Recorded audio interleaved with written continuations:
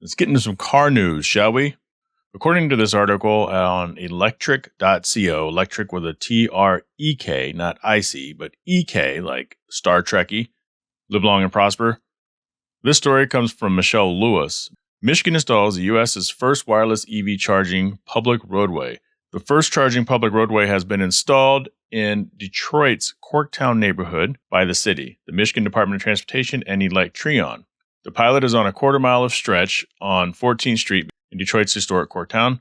It runs alongside the new lab at Michigan's Central Building, home to more than 60 tech and mobility startups, where the wireless charging tech will be further tested and developed beginning in early 2024. Wireless charger provider Electreon placed inductive charging copper coils that were installed below the road's surface. The coils will charge EVs equipped with Electreon receivers as they drive over the road.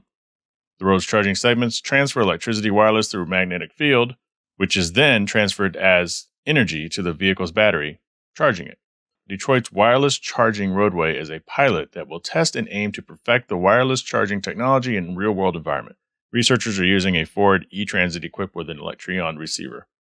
The plan is to open it up to the public in the next few years. MDOT and Electreon have entered into a 5-year commitment to develop and pilot the electric road system on Michigan roads. So this is the type of technology that's going to have to happen in order for this electrification to actually take place. So this whole 2035 deadline, it's only going to work if these roadways are able to charge vehicles as they drive, because if you have to rely on charging stations, even if they're quick swap out batteries, can you imagine the type of manpower, the labor, and then what are you going to do with all the batteries?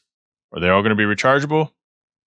We'll see what the future holds, but this is pretty exciting if you're pro-electrification. The Hard Parking Podcast, a little bit of cars, and so much more, available anywhere you get your podcast, or check it out at hardparkingpod.com.